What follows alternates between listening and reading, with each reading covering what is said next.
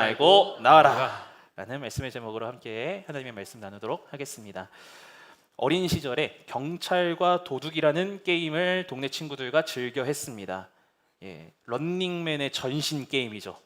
경찰과 도둑. 경찰과 도둑으로 두 팀을 나눕니다. 그래서 경찰은 10초 동안 눈을 감고 10초를 딱 셉니다. 그러면 도둑 맡은 친구들은 막 도망을 가는 거죠. 그래서 숨습니다. 그래서 그 도망간 도둑을 경찰들이 찾아 나서는 게임, 술래잡기예요. 술래잡기. 친구들 중에서 경찰을 유달리 잘하는 친구가 있었습니다. 이름을 아직도 기억하고 있습니다. 왜냐하면 굉장히 인상 깊은 아이였기 때문에 그렇습니다. 백기훈, 백기철 형제입니다. 동네 아파트 친구였는데요. 이 두 형제는 정말 날쌘 형제였어요. 그 삼선 슬리퍼를 질질 끌으면서 맨발의 슬리퍼로 어찌나 그렇게 잘 달리던지. 그 친구들이 경찰을 하면 도둑들은 다 잡았어요. 어디에 숨을지 이미 다 예측을 끝내놨고, 거기다가 달리기가 워낙 빠르니까요, 도둑들을 딱 발견하고, 그 게임이 뭐냐면 경찰이 도둑을 발견하면 경찰서에 터치를 해야 돼요. 발견했다 하면 막 가는 건데, 이 경찰들을 이길 수가 없었습니다. 반대로 이 친구들이 도둑을 하면은 끝나지가 않았어요. 게임이 끝나지가 않았어요. 달리기가 느렸던 저로서는 굉장히 같이 하는 것이 괴로웠던 친구들. 같은 팀이면 굉장히 든든하지만 반대편이면 나는 끊임없이 계속 술래만 하는 그런 친구들이었습니다. 경찰과 도둑 이야기를 좀 서두에 꺼내봤는데요. 부활하신 예수님이 요한복음 20장부터 제자들을 만나러 다니시는데, 저는 꼭 이 모습이 경찰과 도둑 같았어요. 제자들, 도둑 역할을 맡은 제자들이 숨어 있으면 예수님께서, 경찰이신 예수님이 찾아가서 어떻게든 기어이 찾아가셔서 그들을 만나시는 장면. 요한복음 20장과 21장은 그런 모습이 오버랩 되는 것 같았습니다. 예수님이 찾아 나서신 건 게임에서 이기기 위해서가 아니었습니다. 너네 어디 한번 숨어봐. 얼마나 잘 숨나 보자. 이것이 아니었습니다. 예수님이 제자들을 찾아 나선 것은 무너져 있는 제자들을 회복시키기 위해서 찾아 나섰던 것입니다. 요한복음 20장부터 부활하신 예수님의 첫 일정이 나옵니다. 그 첫 일정들은 제자들을 만나러 가는 것이었습니다. 요한복음 20장 19절을 보니까요, 이날 곧 안식 후 첫날 저녁 때에, 예수님이 부활하신 그 저녁에 예수님은 누구를 만나러 가셨냐면 제자들을 만나러 가신 것입니다. 그런 생각 해봅니다. 왜 예수님은 제자들을 만나러 가셨을까? 부활하셨잖아요. 예수님이 다른 일정을 선택해도 되는 거 아닐까요? 죽음의 순간까지, 마지막 순간까지 함께하셨던 어머니 마리아를 만나러 갈 수도 있었습니다. 아니면 사형 선고를 내렸던 본디오 빌라도 총독에게 가셔서 당신의 놀라우심을 보여주셔도 되는 거였습니다. 아니면 그토록 예수님을 저주하고 비난하고 미워했던 대제사장과 서기관들을 찾아가서 하나님의 아들이심을, 이 땅에 왕으로 오셨음을 보여주셨어도 되는 것이었습니다. 그런데 예수님의 일정은 뭐였냐면, 예수님이 부활하시고 계속해서 보내신 일정은 제자들을 만나러 다니시는 것이었습니다. 예수님은 제자들을 위로하기 원하셨다라는 것을 예수님의 그 일정들을 통해서 우리는 확인해 볼 수 있다라는 겁니다. 장차 주님의 몸된 교회를 세워가야 하는 리더들이 바로 이 제자들입니다. 그들이 지금 예수님의 죽음 이후에 완전히 삶이 무너져 있습니다. 예수님과 함께 했던 그 능력들은 다 잊어버린 채 뿔뿔이 흩어져 있습니다. 예수님은 그들이 일어나기를 원하셨던 것이죠. 19절 한번 보겠습니다. 이 제자들이 어떤 상태였는가? 19절 한번 읽어볼까요? 시작. 이날 곧 안식 후 첫날 저녁 때에 제자들이 유대인들을 두려워하여 모인 곳의 문들을 닫았더니, 예수님이 이토록 그 제자들을 세우려고 하셨던 그 이유는 여기에 있습니다. 이 제자들은요, 예수님의 죽음 이후에 완전히 멘탈이 무너진 상태였습니다. 유대인들이 두려워지기 시작했어요. 그들에게 하나님의 나라를 전해야 되고 복음을 전해야 되는 대상들이었지만, 그들에게 다가가기에는 이들에게는 두려움의 대상이 돼버리고 만 것이에요. 내가 사랑을 전하고 복음을 전해야 되는 대상들이 두려워지기 시작했습니다. 그들도 역시 예수님과 같이 같은 고난을 당할 것이라는 그런 두려움이 확 몰려 들어온 것이죠. 두려움에 휩싸이면요, 여러분 스스로 고립시키는 자리로 향하고는 합니다. 여러분들이 스스로 고립되는 그 상황들을 한번 상상해 보셨으면 좋겠어요. 생각해 보셨으면 좋겠어요. 여러분들은 언제 스스로 흔히 말하는 땅굴 파러 들어간다고 하죠. 언제 땅굴 파러 들어가십니까? 뭔가 내 삶의 두려움들, 압박감들이 확 몰려올 때 다른 모든 것과의 관계를 끊고 나 혼자 있을래 하고 숨어 있지 않습니까? 제자들이 지금 그런 상황이었습니다. 유대인들을 만나기 두려우니 자신들이 모인 곳에 가서 모인 곳의 모든 문들을 다 닫아버린 것입니다. 외부와의 관계를 다 차단해버린 것이죠. 여러분 두려움에 쌓였을 때 어떻게 행동하십니까? 그런 모습을 잘 보여준 영화가 하나 있는데 김시표륙이라는 영화입니다. 혹시 보신 분들 계실지도 모릅니다. 스스로 고립을 택한 두 남녀의 이야기를 다루고 있는 영화예요. 2009년에 나왔는데 이 영화는 계속 가면 갈수록 재평가를 받는, 당시 개봉했을 때 70만 명밖에 안 받지만 평점은 지금 9점대를 향해 가는 그런 영화입니다. 이 여자 주인공 김 씨는요, 큰 빚더미에 올랐고 실직하게 됩니다. 거기다가 여자친구와 이별하게 돼버렸어요. 삶의 모든 소망들을 다 잃어버린 거죠. 스스로 목숨을 끊으려고 했지만 한강 가운데 있는 밤섬에, 한강 다리에서 뚝 떨어졌는데 눈 뜨고 일어난 곳이 밤섬이었습니다. 그곳에서 점차 자신만의 고립된 장소를 세팅하기 시작하죠. 이 영화의 가장 큰 명장면, 혼자 짜장면 만들어가지고 먹는 장면. 김시표류기 짜장면 한번 쳐보세요. 그 짜장면, 여러분 그 집에 가셔서 보셨다가는 야식 드시니까 그냥 배고플 때 보시면 좋을 것 같아요. 자신만의 삶의 터전에 말입니다. 외부와의 모든 교류를 끊고 더 이상 앞으로 삶의 전진을 하기에는 두려우니 그냥 그곳에 고립되어 살아가는 거죠. 그걸 지켜보는 여자 주인공 김 씨가 등장을 합니다. 그녀는요 3년 넘게 은둔형 외톨이로 살아갑니다. 흔히 히키코모리라고 하죠. 그런 삶을 살아갑니다. 집단 괴롭힘을 당해서 그 상처가 너무나 커서 혼자 현실을 도피해서 방 안에 틀어박히면서 살아가는 거죠. 그녀에게 유일한 취미는 방에 있는 망원경을 놓고 달을 보는 거예요. 왜냐하면 달에는 아무도 없으니까. 그 고요한 곳을 보면서 혼자 취미 생활을 합니다. 그러다가 어느 날 문득 섬에 혼자 있는 남자를 만나게 되죠. 보게 되죠. 극단적 고립을 택하는 이들을 보여주면서 영화는 질문을 던지는 겁니다. 당신은 고립된 삶이 두려움을 이길 수 있을 것이라고 생각을 하십니까? 이들은 이 두려움을 어떻게 보면 이기려고 한 것이라기보다는 그저 이 두려움에 너무나 사로잡혀서 회피하려고 선택한 것이죠. 고립. 과연 이것이 두려움의 문제를 해결할 수 있는 것인가? 라는 것을 우리에게 던져줍니다.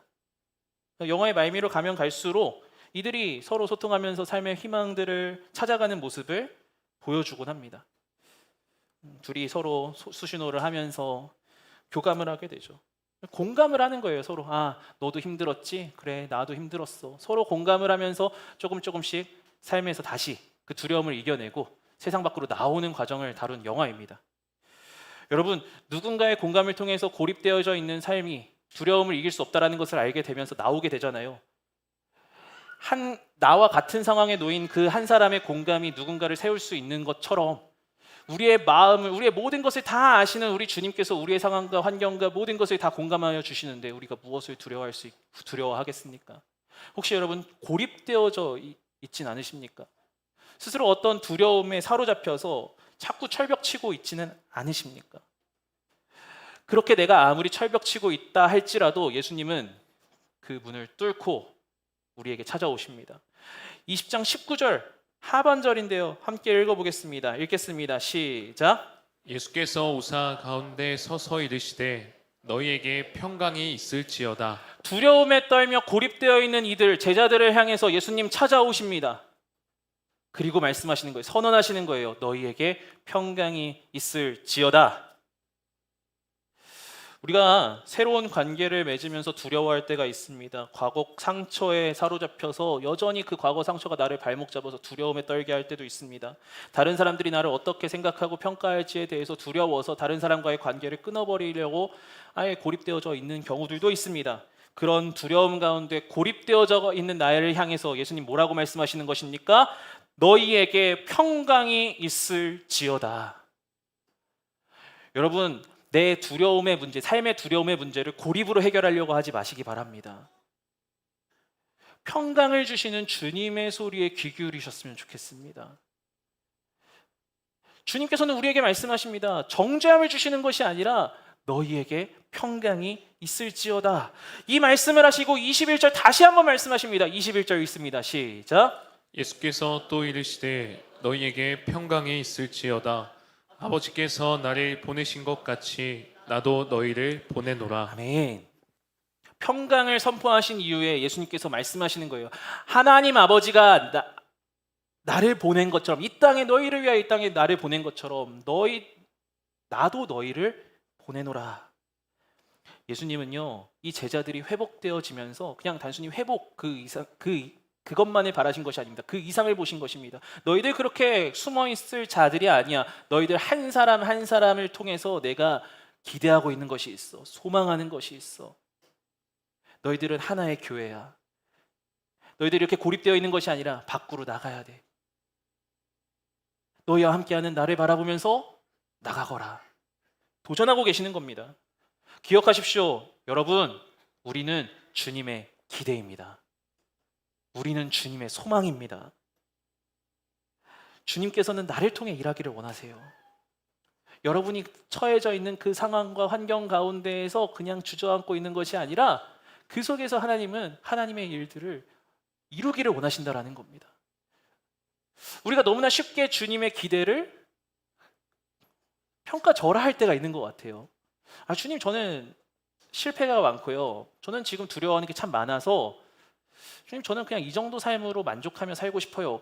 주님께서 기대하시는 것들을 다 헤아리지 않고 그저 머물러 있으려고 하는 시도들을 우리가 할 때가 참 많이 있죠. 그럼 우리를 향해서 주님 말씀하시는 겁니다. 얘들아, 내가 너희들 충분히 위로할게. 근데 거기서 끝나는 것이 아니라 나가거라. 혹시 여러분 주저앉고 계시고 있는 삶의 영역들이 있으셨습니까? 내가 두려워서 머뭇머뭇거리고 있는 그 영역들이 있으셨습니까? 거기서 주님의 음성을 듣는 저와 여러분 되었으면 좋겠습니다. 평강의 주님께서 나오기를 원하심을 기억하면서 주님과 함께 걸어나갈 수 있는 저와 여러분 되기를 예수님의 이름으로 축복합니다. 여기서 끝이 나면 좋겠지만 제자들은 여전히 고립된 장소로 갑니다. 두려움의 그 예수님의 죽음 이후에 그 상처들, 그리고 두려움이 많이 심했던 것 같아요. 요한복음 21장을 보니 이제 장소가 바뀌게 됩니다. 오늘 우리가 읽은 본문 말씀에 나오는 배경이 21장에 나오게 되는 거죠. 베드로는 몇몇의 제자들과 디베레아 호수, 갈릴리 호수로 가게 됩니다. 특히 오늘 이 고백에 예수님과 함께 나눈 이 대화의 주인공 베드로를 한번 살펴봤으면 좋겠어요. 베드로는 여전히 회복되지 않았습니다. 분명 예수님께서 부활하신 그 자리, 평강을 선포하신 자리, 그곳에 있었던 자가 바로 이 베드로였습니다. 그런데 베드로는 그 이야기를 듣고 예수님 말씀하신 그 사명의 자리로 간 것이 아니라 다시 갈릴리 바다로 갑니다. 자신의 삶의 터전으로 다시 돌아갑니다. 멋모를 때는 이 회복되지 않은 베드로를 보면서 손가락질했습니다. 주를 위해 살아야 할 베드로가 지금 뭐 하고 있는 거야, 이거 지금. 예수님의 수제자라는 그 베드로라는 사람이 지금 왜 다시 돌아가고 있는 거야? 여전히 베드로는 과거에 매여 살아가는 것이구나. 제가 이렇게 바라봤었어요. 그런데 이것이 얼마나 폭력적인 생각인지를 알게 되었습니다. 지금 베드로에게는요, 다시 복음을 전할 힘이 없는 거예요. 무기력한 베드로는 예전처럼 예수님의 제자로서 살아갈 힘을 상실해 버린 겁니다. 예수님이 미워서 예수님을 외면하려고가 아니라 그 예수님께서 허락해 주신 그 삶의 자리로 나아갈 용기와 힘을 상실해 버려서 예수님을 향한 사랑의 마음은 있지만 나갈 수가 없는 거였어요. 그래서 그는 살기 위해 디베레아로 갔다라고 저는 그렇게 보여지게 되더라고요. 디베레아 호수, 갈릴리 바다는 베드로에게 있어서 숨 쉬려고 간 곳이었구나. 목회자들이 겪는 번아웃에 대한 글을 보게 되었습니다. 작년에 미국 리서치 그룹인 바나 그룹에서 목회자 584명을 인터뷰했다고 합니다. 응답자의 41%가 사역을 그만둘 것을 심각하게 고려했다라고 응답을 했다고 해요. 미국 내 지금 목회자들의 문제, 이 심리적 문제라고 이렇게 진단을 하면서 조사들이 나오더라고요. 이들 중에서 이 41% 중에서 72%는 자신의 소명 의식을 의심하기도 했다라는 그런 응답 조사를 발표했습니다.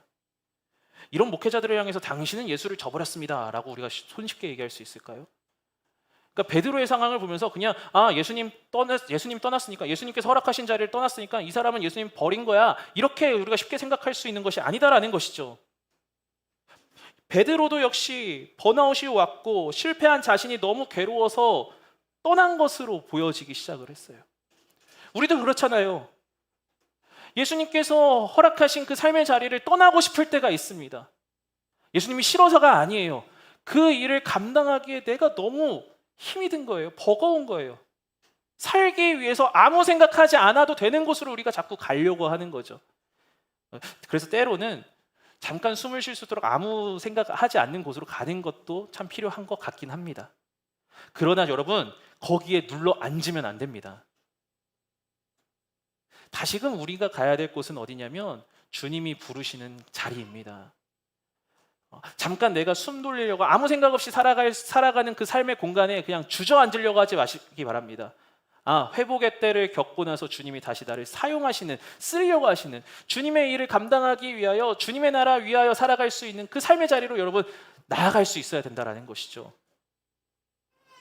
자, 이런 베드로를 예수님은 어떻게 회복시키는지가 궁금했습니다. 만약 제가 예수님이라면 베드로에게 말했을 겁니다. 찾아가서, 베드로야, 거기 너가 있어야 될 자리 아니야.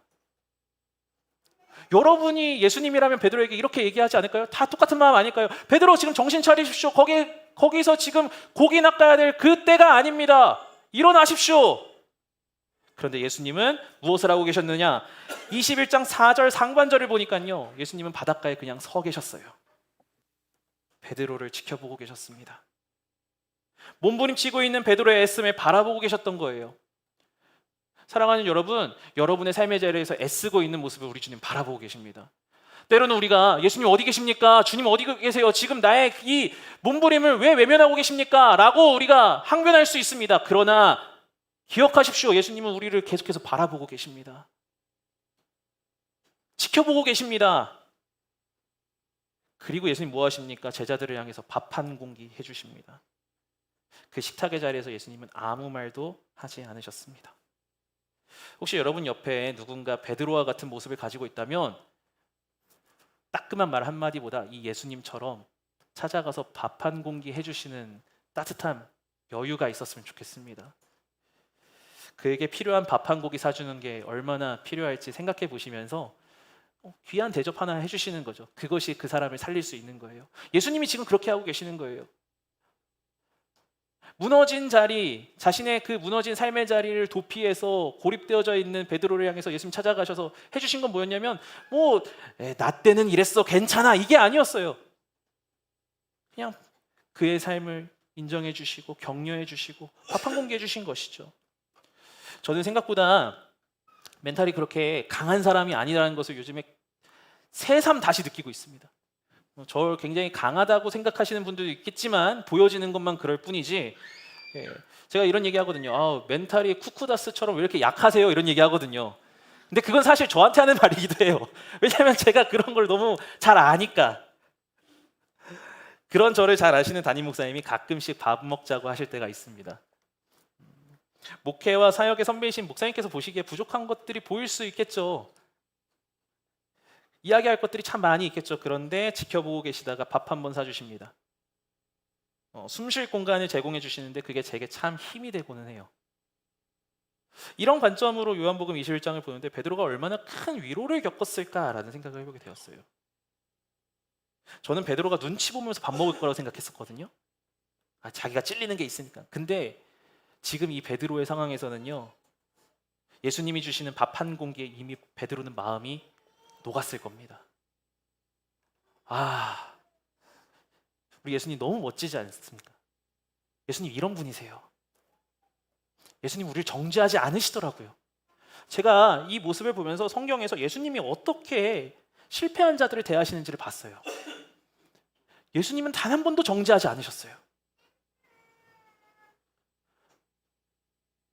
예수님은 베드로에게 가셔서 너 그때 왜 그랬어? 너 왜 그런 선택을 했어? 너 때문에 내가 힘들었잖아. 이런 얘기 안 하셨어요. 야, 너에게 기대했는데 참 실망이다. 야, 그래도 수제자라고 내가 그래도 대표하는 제자라고 겟세마네 동산에 그 3명 중에 1명으로 너를 데려가기도 했는데 실망이다. 말만 번지르게 할 뿐 너는 변하지 않았구나. 이런 얘기를 한 번도 하지 않으시더라고요. 우리가 살면서 주님 앞에 섰을 때 이런 마음들이 들 때가 있지 않나요? 우리가 실패한 영역에서 주님이 나를 책망하시는 것 같습니다. 야, 너 그거밖에 되지 않니? 야, 너 내가 지금까지 너에게 준 것이 얼만데 왜 그 은혜를 기억하지 못하고 지금 이렇게 살아가고 있냐? 주님 앞에 섰을 때 주님이 주시는 생각이라고 우리가 착각할 때가 있어요. 그래서 주님 앞에 나오는 거를 되게 두려워할 때가 많죠. 근데 알았어요. 이거 주님이 주신 생각 아니라는 거. 주님은 우리를 충분히 위로하기를 원하세요. 주일 말씀처럼 우리는요, 세미한 주님의 소리를 들을 수 있어야 합니다. 세상의 기준으로 봤을 때는 주님은 정죄하기 딱 좋은 조건을 베드로는 갖추고 있었죠. 그러나 예수님은 베드로를 정죄하지 않으십니다. 그리고 지금을 살아가는 우리에게도 예수님은 정죄하지 않으십니다. 김숙경 수장님이 말씀하실 때가 있습니다. 세미나 때 숨만 쉬어도 괜찮아. 아마 예수님은 베드로에게 큰 얘기 안 하셨을 거예요. 식사하면서 베드로야, 괜찮아. 실패할 수 있어. 넘어질 수 있어. 사랑하는 여러분, 예수님은 우리를 정죄하지 않으십니다. 예수님은 우리가 회복되기를 원하십니다. 기억하십시오. 회복되기를 원하시는 분이 우리 주님이십니다. 다른 누구보다 더 간절하게 우리의 회복을 원하십니다. 여러분의 삶의 자리 무너진 곳이 있습니까?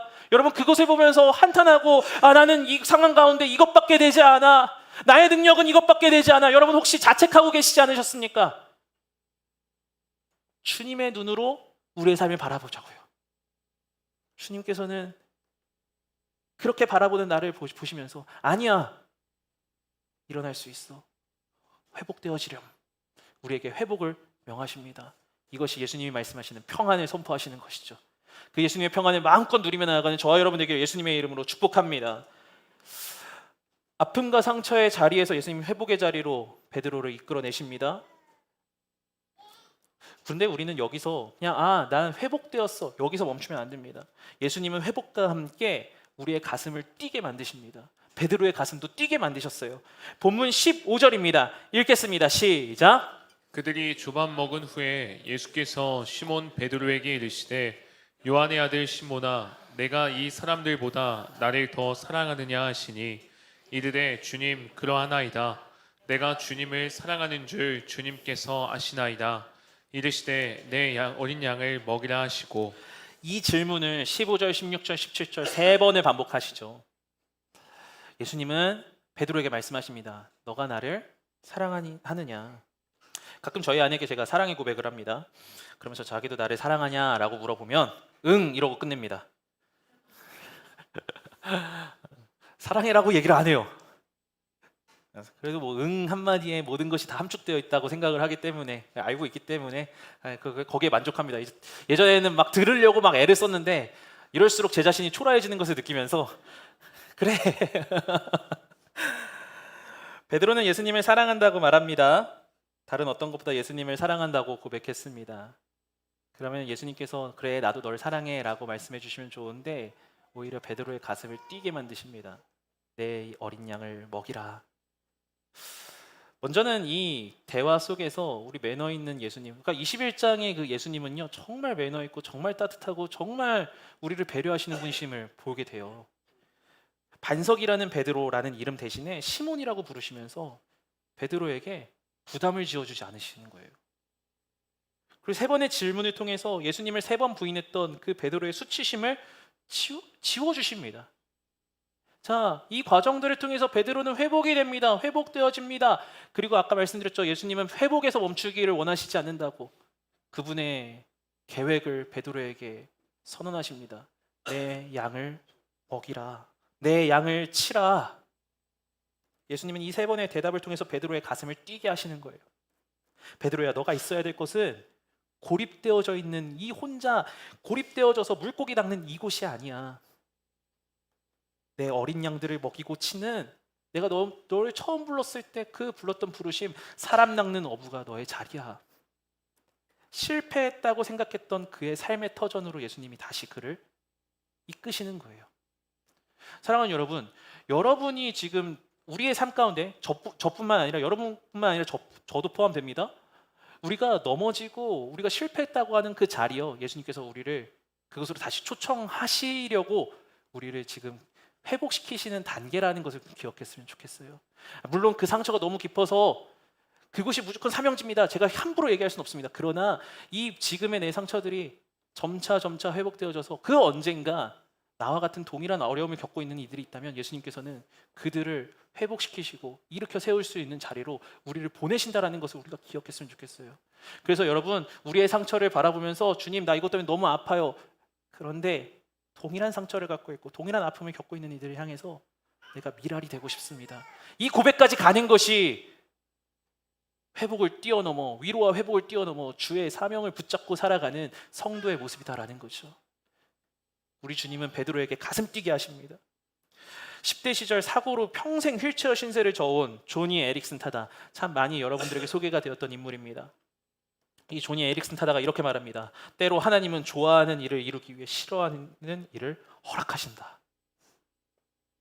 그녀는 휠체어를 타면서 장애를 극복해가는 이들을 향해 끊임없이 도움을 주고 희망의 메시지를 책, 방송, 강연 등을 통해서 전합니다. 자신에게 아픔이었던 것을 주님께서 회복시키시고 그들을 향해 다시 가할 수 있도록 자기가 실패했다고 여겼던 그 영역으로 가게 하시는 거죠. 찬양 사역자 스티브 커티스 체프먼, CCM 좋아하시는 분들은 한 번이라도 들어보셨을 겁니다. 이 역시도 마찬가지입니다. 2008년에 5살이었던 딸 마리아를 잃게 됩니다. 이분이 3명의 입양아를 키우고 있었는데 그중에 막내딸이었던 이 마리아라는 아이를 차 사고로 잃게 되었다고 해요. 너무나 큰 아픔과 상처죠. 그런데 그 아픔과 상처에서 다시 한번 주님께서 회복시키시고 일어나게 하셔서 가족을 회복시키는 찬양을 만들게 하고 입양 사역 단체를 통해서 많은 이들을 돕고 있다고 합니다. 무너졌던 삶의 자리를 거기에서 그냥 그 상처에 함몰되어져서 다시는 이들을 만나지 못할 것 같아 두려워서 고립되어 있는 것이 아니라 일어나서 그들을 향해 다시금 가게 하시는 거죠. 이들이 그렇게 갈 수 있었던 것은 무엇입니까? 이들의 성품이 너무나 좋아서요. 인격이 너무나 좋아서요. 물론 그것도 있을 수 있겠지만 주님께서 그들을 다시 뛰게 하셨습니다. 주님의 음성에 귀 기울인 거예요. 어린 양을 먹이라. 슬픔 전문가 엘리자베스 퀴블러로스는 이렇게 말합니다. 가장 아름다운 사람들은 실패와 고난, 시련, 상실을 겪고 그 깊은 구덩이에서 빠져나오는 길을 발견한 사람들이다.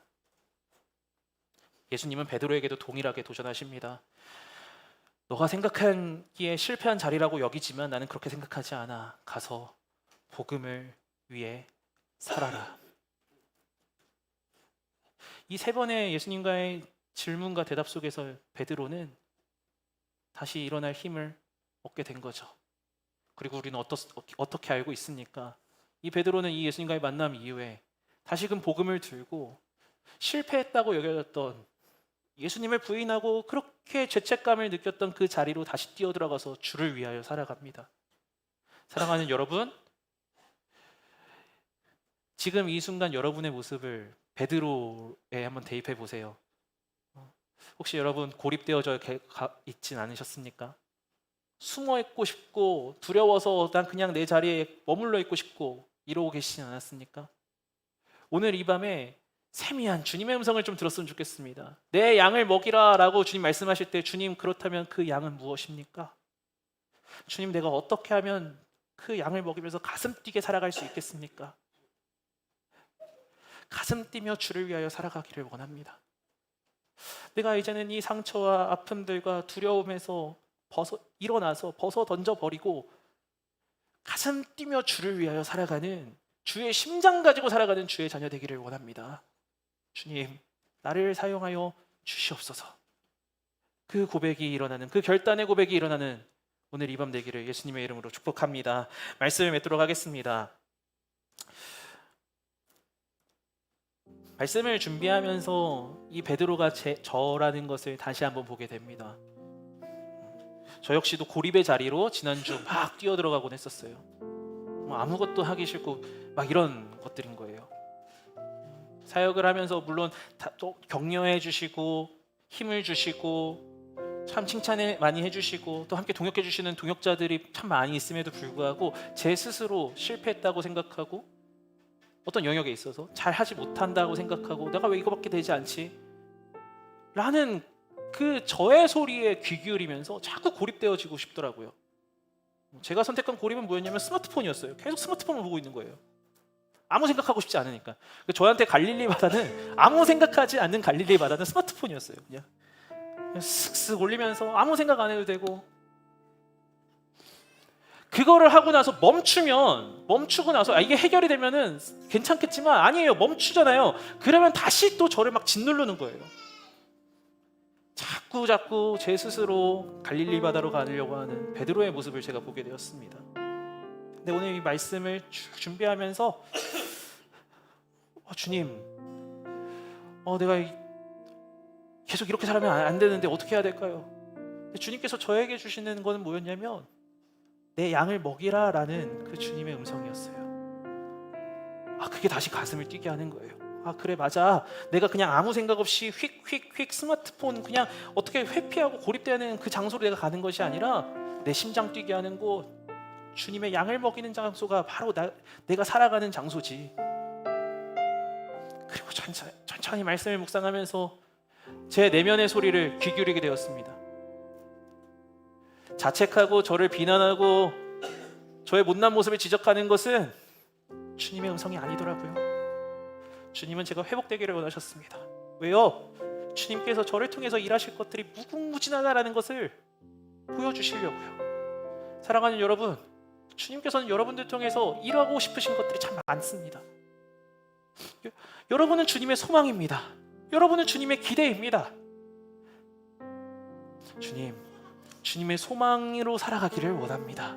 주님의 기대로 살아가기를 원합니다. 주님의 양을 먹이는 자리로 가겠습니다. 맡겨주신 자리에서 주님의 양들 먹이고 주를 위하여 살아가겠습니다. 더 이상 실패한 자리에 고립되어 있는 것이 아니라 일어서겠습니다. 주님 사랑합니다 고백하는 것으로 그치는 것이 아니라 주님이 먹이라고 하는 그 양들을 먹이며 복음대로 살아가겠습니다. 그렇게 결단하며 나아가는, 그래서 베드로와 같이 다시금 무너진 삶의 자리를 일어나 주의 일꾼으로 주님의 나라를 이루며 살아가는 저와 여러분 되기를 예수님의 이름으로 축복합니다. 우리 말씀 기억하면서 함께 찬양하고